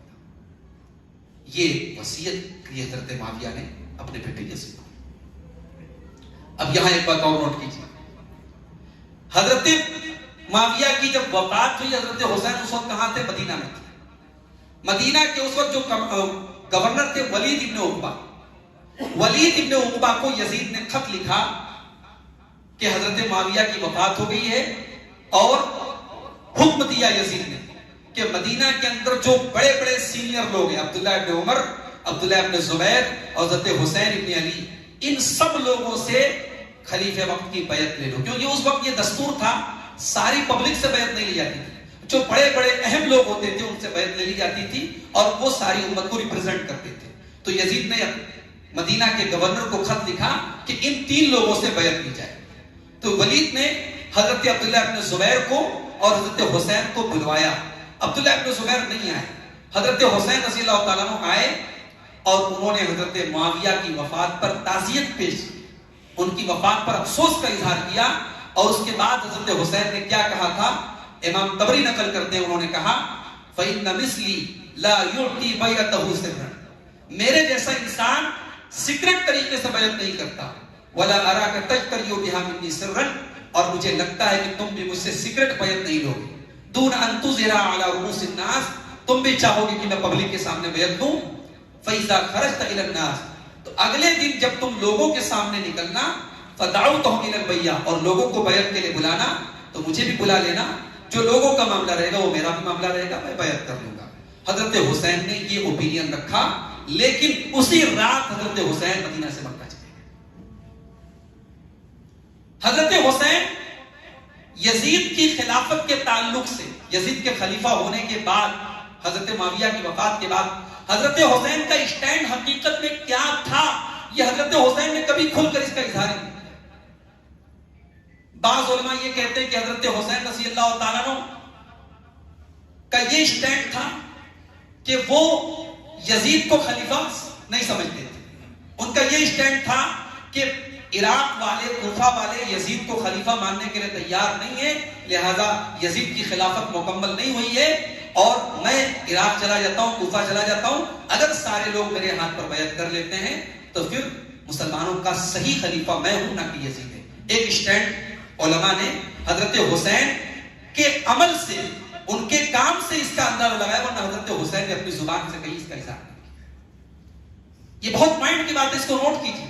بھئی آپ یزید کو اتنی بری باتیں کر رہے ہیں، گالیاں دے رہے ہیں، حضرت حسین نے کبھی یزید کے خلاف ایک بھی لفظ کیوں نہیں کہا؟ جب ان کے پاس گورنر جا کر کے بیعت لینے کی بات کر رہے ہیں، وہ صاحب کہہ دیتے ہیں کہ میں کیوں کروں ایسے خلیفہ کی بیعت جو شراب پیتا ہے، جو ایسا ہے، جو ویسا ہے۔ حضرت حسین نے جو بات کہی، گول گول بات کہی، انہوں نے کھل کر کے کسی بات کا اظہار نہیں کیا اور رات ہی رات مدینہ چھوڑ کر کے مکہ چلے گئے۔ اور یہاں ایک بات اور نوٹ کیجیے، کربلا کا واقعہ محرم میں پیش آ رہا ہے۔ حضرت حسین رجب کے مہینے میں مدینہ چھوڑ کے مکہ جا رہے ہیں اور وہاں پورا شعبان کا مہینہ گزارا، وہاں پورا رمضان گزارا، وہاں شوال گزارا، وہاں ذی القعدہ گزارا، 4 مہینے انہوں نے مکہ میں گزارے۔ 4 مہینے تک کوفہ والے ان کو خط لکھتے رہے، یزید کو ساری رپورٹیں مل رہی ہیں، یزید نے کوئی ایکشن نہیں لیا حضرت حسین نے۔ بھائی دشمن مانتے ہو نا، حضرت حسین کا دشمن ہے یزید، تو اس کے بعد تو بڑا بہترین موقع تھا، حضرت حسین نے بیعت نہیں کی، بیعت کیے بغیر مدینہ چھوڑ کے مکہ چلے گئے، ایکشن لے لیتے، فوج کو بھیج دیتے، کسی فوج کو نہیں بھیجا، کوئی ایکشن نہیں لیا۔ 4 مہینے بڑی خاموشی سے گزرے، لیکن حضرت حسین نے بیعت نہیں کی، یہ بات یزید کو بھی پتا ہے، یہ بات کوفہ والوں کو بھی پتا ہے۔ اب کوفہ والوں نے لیٹر پر لیٹر اور خط پر خط لکھے اور حضرت حسین کو خط لکھا کہ ہم آپ کو خلیفہ مانتے ہیں، ہم اس انسان کو خلیفہ نہیں مانتے۔ حضرت حسین رضی اللہ تعالیٰ عنہ نے جب یہ مسلسل ان کو خطوط ملے تو انہوں نے اپنے چچا زاد بھائی مسلم بن عقیل کو کوفہ بھیجا کہ وہاں جاؤ اور حالات کا جائزہ لو۔ یزید کو ساری رپورٹ مل رہی ہے۔ یزید نے اس وقت کوفہ کے گورنر کو، حضرت نعمان بن بشیر تھے کوفہ کے گورنر، ان کو چینج کیا اور ان کی جگہ بہت سخت اور بہت اسٹرکٹ حاکم عبید اللہ ابن زیاد کو کوفہ کا نیا گورنر منتخب کیا۔ عبید اللہ ابن زیاد جب کوفہ پہنچا، مسلم بن عقیل پہنچ چکے تھے کوفہ، اور مسلم بن عقیل کے ہاتھ پر ہزاروں لوگوں نے بیعت کر لی اور کہا کہ ہم آپ کو اور حضرت حسین کو اپنا لیڈر مانتے ہیں، ہم یزید کو اپنا لیڈر نہیں مانتے۔ اور حضرت مسلم بن عقیل نے حضرت حسین کو خط لکھ کر کے بھیج دیا کہ یہاں آپ کے ماننے والے اور آپ کے سپورٹرز بہت ہیں اور آپ یہاں آ جائیے، یہاں کے حالات آپ کے فیور میں ہیں، یہاں کے لوگ یزید کو خلیفہ نہیں مانتے۔ لیکن جب ابن زیاد نیا گورنر بن کر کے پہنچا تو مسلم بن عقیل کے ہاتھ پر جن لوگوں نے بیعت کی تھی سب پلٹ گئے اور مسلم بن عقیل بغاوت کے جرم میں قتل کر دیے گئے۔ اور قتل ہونے کے پہلے مسلم بن عقیل نے حضرت حسین کو ایک خط روانہ کیا۔ اس خط کے یہ الفاظ تھے کہ میں یہاں گرفتار کیا جا چکا ہوں، آپ شاید چل بھی نہیں پائیں گے کہ میرا قتل ہو جائے گا، بس آپ جہاں بھی میرا پیغام پائیں لوٹ جائیں، کوفہ والوں کا بھروسہ نہ کریں، ان لوگوں نے آپ سے بھی جھوٹ بولا تھا اور مجھ سے بھی جھوٹ بولا تھا، اور یہ تو آپ کے والد کے وہ ساتھی ہیں جن کی وجہ سے آپ کے والد موت کی تمنا کرتے تھے یا قتل کی تمنا کرتے تھے۔ یہ مسلم بن عقیل کے خط کے الفاظ۔ حضرت حسین رضی اللہ تعالیٰ عنہ مسلم بن عقیل کا پہلا والا خط پا کر کے روانہ ہو چکے، اپنے بچوں سمیت، اپنے گھر کی عورتوں سمیت، اپنے ساتھیوں سمیت 72 لوگوں کے ساتھ حضرت حسین رضی اللہ تعالیٰ عنہ مدینہ سے کوفہ کے لیے روانہ ہو چکے۔ جب حضرت حسین کوفہ کے لیے روانہ ہونے لگے تو ان کے خاندان کے تمام بڑے بڑے لوگوں نے ان کو روکا، عبداللہ ابن عمر جیسے سینئر صحابی نے روکا، عبداللہ ابن عباس ان کے خاندان کے اہل بیت میں سے انہوں نے روکا اور کہا کہ آپ جس چیز کے لیے جا رہے ہیں وہ مناسب نہیں ہے، آپ نہ جائیں۔ اب یہاں پر ایک بات بتاؤ، لوگ باتیں کرتے ہیں کہ صاحب حضرت حسین ظلم کے خلاف آواز بلند کرنے کے لیے گئے تھے۔ شاعر کہتا ہے قتل حسین اصل میں مرگ یزید تھا، اسلام زندہ ہوتا ہے ہر کربلا کے بعد۔ سوال یہ ہے کہ جس اسلام کو حضرت حسین زندہ کرنے کے لیے جا رہے تھے، کیا نعوذ باللہ اس اسلام کو ماننے والے پوری دنیا میں صرف حضرت حسین تھے؟ اس وقت جتنے صحابہ موجود تھے وہ اسلام کو نہیں مانتے تھے، اور اگر اسی اسلام کو سارے صحابہ مانتے تھے تو ان صحابہ نے حضرت حسین کا ساتھ کیوں نہیں دیا؟ الٹے ان کو منع کیا کہ نہیں آپ مت جائیں، آپ کا جانا ٹھیک نہیں، آپ جن لوگوں کی دعوت پر جا رہے ہیں اور جن لوگوں نے آپ کا سپورٹ کرنے کی بات کہی بھروسے کے قابل نہیں۔ سب لوگوں نے منع کیا۔ بعض لوگوں نے کہا آپ جا رہے ہیں تو جائے اپنے بچوں کو لے کے نہ جائے، اپنی فیملی کو لے کے نہ جائے۔ ان تمام باتوں سے یہ رزلٹ نکل کر کے سامنے آتا ہے کہ پہلی بات تو یہ کہ حضرت حسین جنگ کے ارادے سے نہیں جا رہے ہیں۔ جنگ کے ارادے سے کوئی اپنے چھوٹے معصوم بچوں کو لے کے نہیں جاتا، اپنے گھر کی عورتوں کو لے کے نہیں جاتا، اپنے پورے پریوار کو لے کے نہیں جاتا۔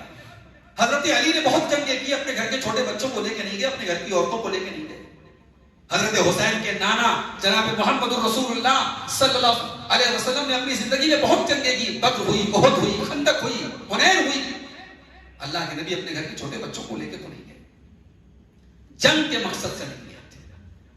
اور کربلا میں جو ہوا وہ کوئی اسلام اور کفر کی لڑائی نہیں تھی۔ اگر اسلام اور کفر کی لڑائی ہوتی تو حضرت حسین اس لڑائی میں اکیلے نہ ہوتے، ان کے خاندان کی اور لوگوں نے ان کا ساتھ دیا ہوتا، اور ان کے خاندان ہی کے نہیں، وہ صحابہ جنہوں نے نبی کے ساتھ اپنی گردنیں کٹوانے کے لیے تیار ہو گئے، جنہوں نے تبوک کے موقع پر ایک کھجور چوس چوس کر پورا سفر گزار دیا، وہ صحابہ جنہوں نے نبی کے ساتھ میلوں کی مسافت طے کر کے دنیا بھر کی مصیبتیں اٹھائیں، وہ صحابہ کرام ابھی ان کی ایک بڑی تعداد موجود تھی، وہ صحابہ حضرت حسین کا ضرور ساتھ دیتے۔ تو اگر کربلا میں اسلام نعوذ باللہ خطرے میں تھا اور حضرت حسین رضی اللہ تعالیٰ عنہ اس کو زندہ کرنے جا رہے تھے تو صحابہ کرام ضرور ساتھ دیتے۔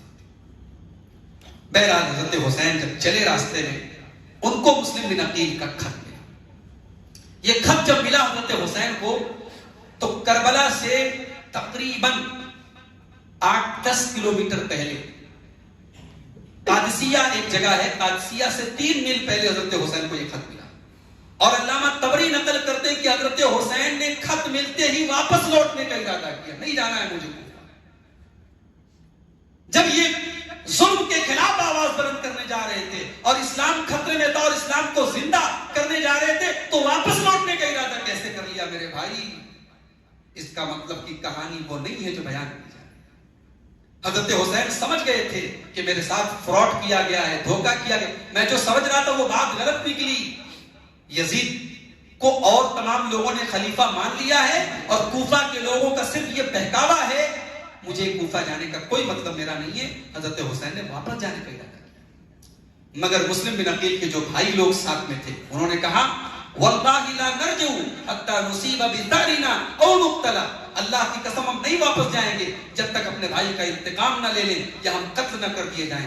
تو حضرت حسین نے فرمایا لا خیر فی حیاتنا بعدکم، کہا کہ جب تمہارے بعد میں زندہ رہ کے کیا کروں گا، اگر تم لوگوں کی یہ من چاہے تو چلو۔ فسارا، اس کے بعد حضرت حسین چلے۔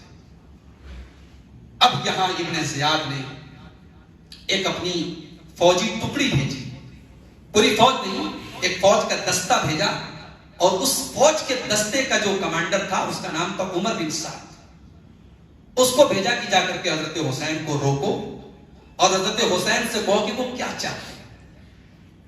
اب حضرت حسین کو جب عمر بن سعد کے لشکر نے روکا تو یہ وہ جگہ تھی جس کو کربلا کہتے ہیں۔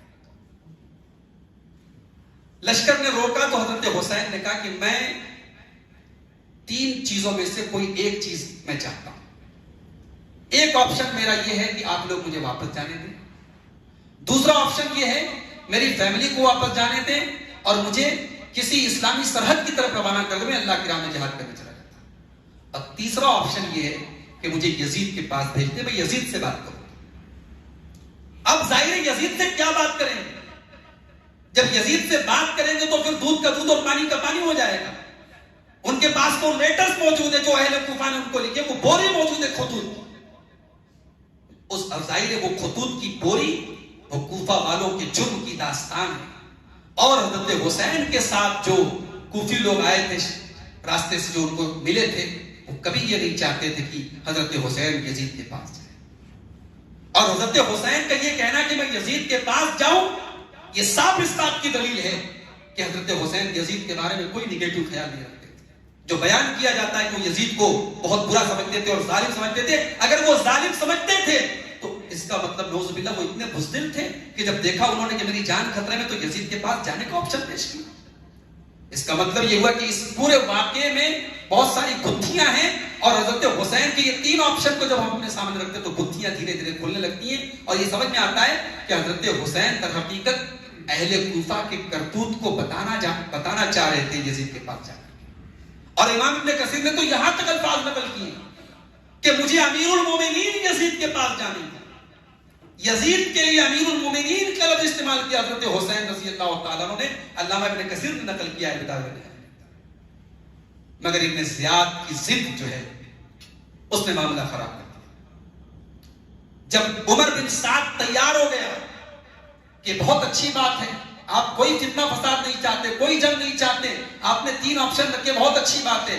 اس نے ابن زیاد کے سامنے جب یہ تین آپشن رکھے تو ابن زیاد نے کہا کہ نہیں, میں بس ایک بات پر راضی ہوں کہ حضرت حسین میرے ہاتھ پر یزید کے نام کی بیعت کرے.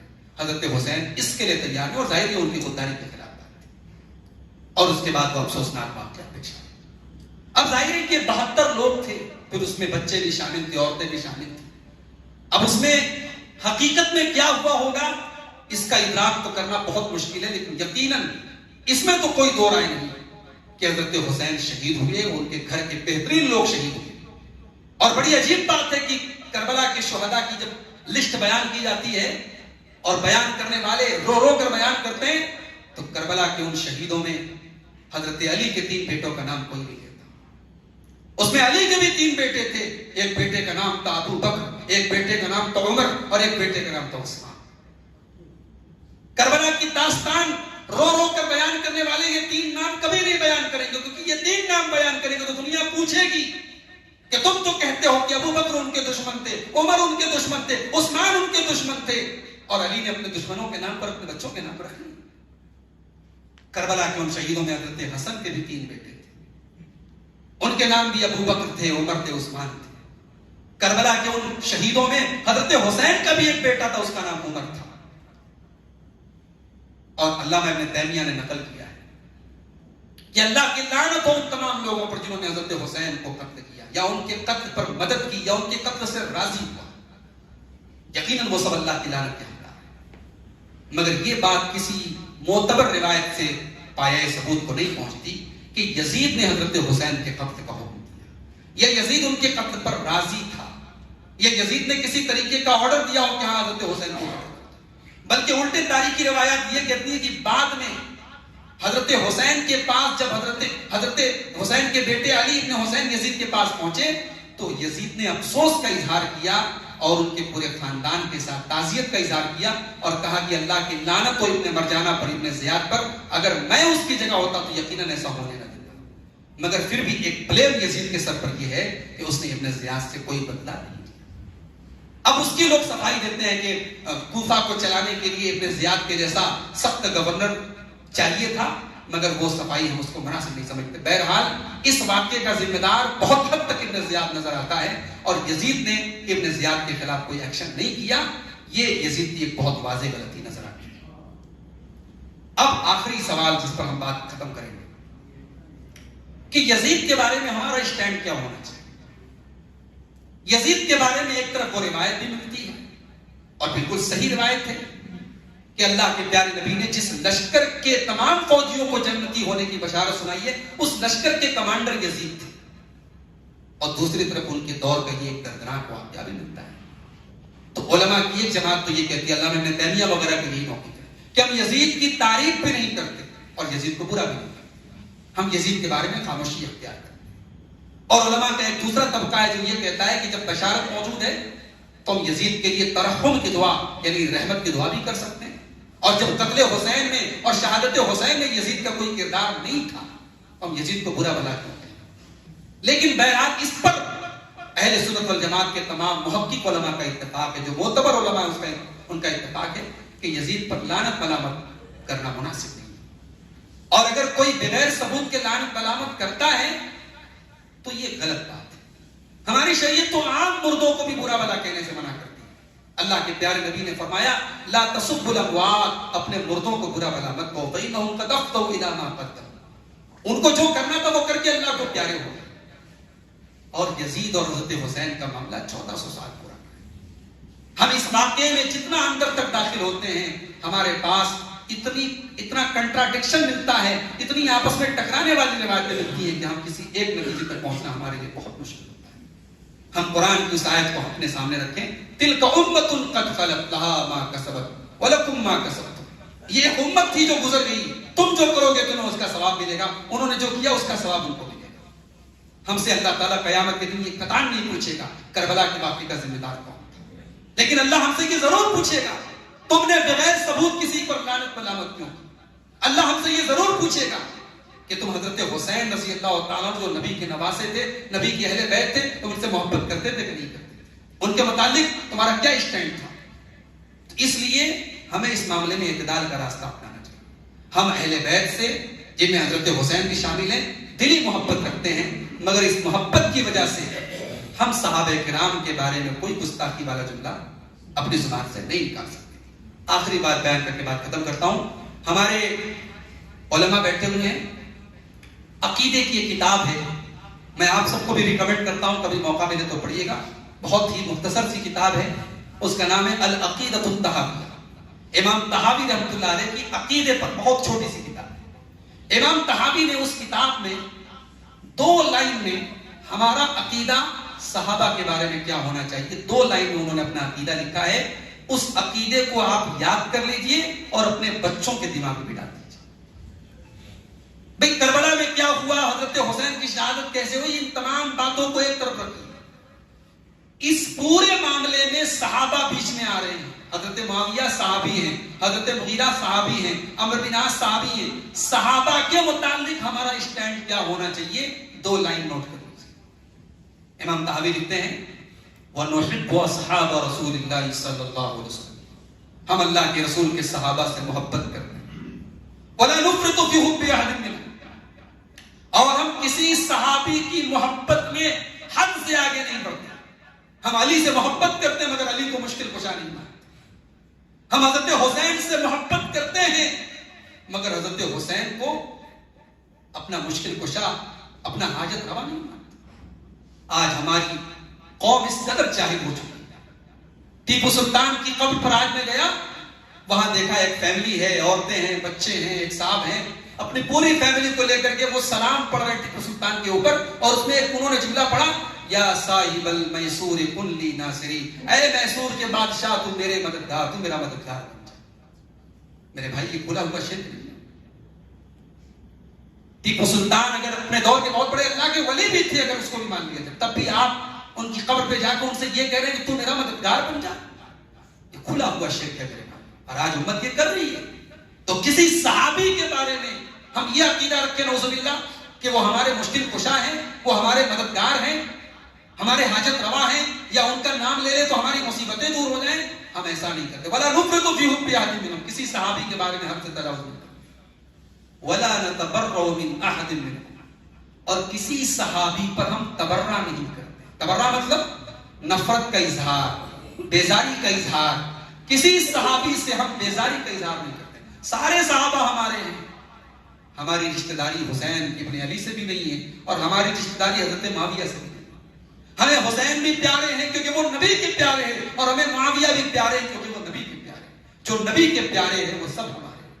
وَلَا نَتَبَرَّأُ مِنْ أَحَدٍ مِّنْهُمْ, ہم کسی صحابی پر تبرہ نہیں کرتے. وَنُبْغِضُ مَن يُبْغِضُهُمْ, اور جو صحابہ سے بغض رکھے, جو صحابہ سے نفرت کرے, جو صحابہ کے بارے میں غلط زبان استعمال کرے, ہم ایسے لوگوں سے بغض رکھتے ہیں. ایسے لوگوں کے لیے ہمارے دل میں کبھی سافٹ کارنر نہیں ہو سکتا. ایسے لوگوں سے ہم کبھی کمپرومائز نہیں کر سکتے. جب تک صحابہ کی گستاخی کوئی کر رہا ہے اور ہم اسے ہاتھ ملا لیں، یہ نہیں ہو سکتا. وَنُبْغِضُ مَن يُبْغِضُهُمْ، صحابہ سے بغض رکھے. وَبِغَيْرِ الْخَيْرِ يَذْكُرُهُمْ، جو صحابہ کا ذکر برے انداز میں کرے.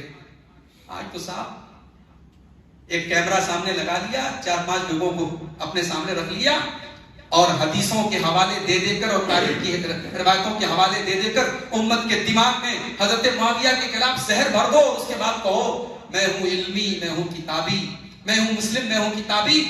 نہ میں بابی، نہ میں وہابی، میں ہوں مسلم، میں ہوں کتابی. اس قسم کے نعرے لگائے جائیں. ارے کاہے کے کتابی اور کاہے کے علمی؟ وہ علم نہیں ہے، وہ کتاب نہیں ہے جو آپ کو صحابہ سے دور لے کے چلے جائے. جو ریسرچ، جو تحقیق آپ کو صحابہ سے نفرت کرنے پر مجبور کرے، اس صحابہ سے دور لے کے جائے، ایسی ریسرچ کو اپنے جوتے کی نوک پر رکھیے. صحابہ رب کے پیارے ہیں، صحابہ نبی کے پیارے ہیں.